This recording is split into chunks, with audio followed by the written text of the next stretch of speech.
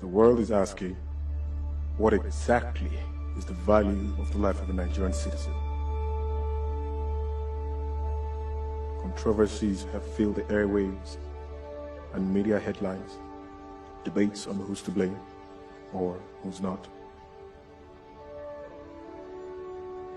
But I tell you, I'm to blame. You are to blame. Every citizen of the Federal Republic of Nigeria is to blame. These innocent citizens came out to protest peacefully, demanding for their constitutional right. But corrupt and demonic, devilish politicians infiltrated their midst through their mercenaries and hijacked the protest, opening fire on 2 police officers, and the response is what we're seeing here today. These bodies lie here lifeless today because we know who these corrupt politicians are, yet we allow them gallivant freely amongst us with reckless impunity, reckless abandon. They lie here lifeless today because as a government organization and private organization, we see corruption flourishing and we do nothing about it. They lie here lifeless today because of every Nigerian citizen that gather in groups, indoors and outdoors, and argue about the state of the nation, about the corruption in this country, but do nothing about it. They don't even have the BVCs to vote these corrupt politicians out. They lie here lifeless today because of every mosque and every church that gathers their members in thousands and hundreds, week in and week out, and don't even mobilize these people to vote these corrupt politicians out. Use your PVCs. Use your PVCs after you pray, because I tell you, you can pray from now till thy kingdom come, but without works, your prayers are dead. Our brothers and sisters feed on wild plants and drink of their own urine so they can quench their thirst from the scorching sun of the Sahara while they cross in search of greener pasture.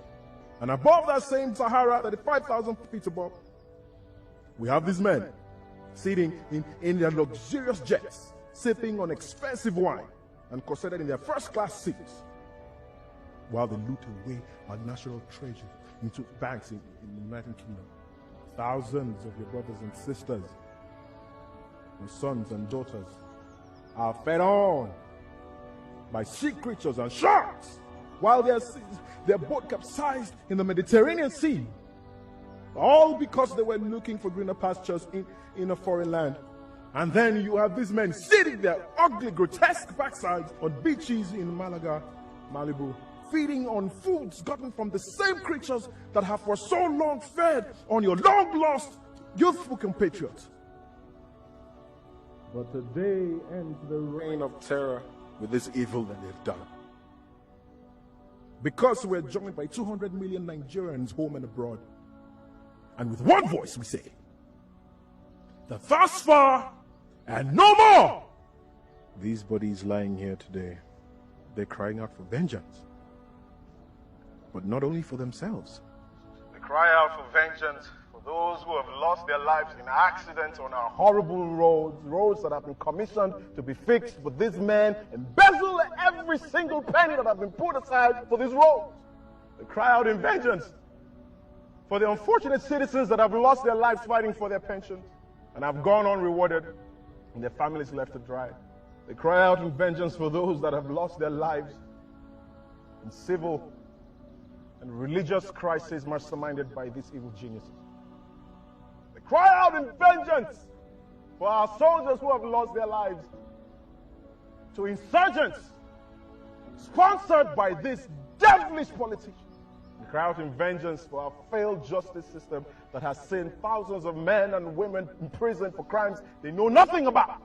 We will not be dismayed, my fellow compatriots. But there's absolutely nothing wrong with Nigeria that cannot be fixed by what is right with Nigeria. These masquerades of slavery have made a wrong spectacle of this great nation to the world. But together we will reconstruct the headlines and change the narrative. From our schools to our churches and our mosques, from our offices to our organizations and our fora, from door to door and on every media platform, declare that henceforth there will be no peace for the wicked. Nigerians may have been slow, but we are not weak. We may have acted cowardly, but we are not stupid. We might have been silent, but we are not indecisive. Nigerians all over the world rise today to mourn our loss.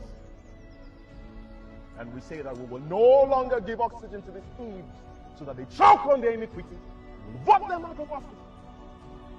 Give corruption a befitting burial in our land. And together we will build a nation so much so that the international community will join us in saying, "O death, where is your sting? O corruption, where is your victory?" So arise, O compatriots, Nigeria's call obey. Serve our fatherland with love and strength and faith. The labor of our heroes past shall never be in vain. To serve with heart and might, one nation bound in freedom, peace and unity.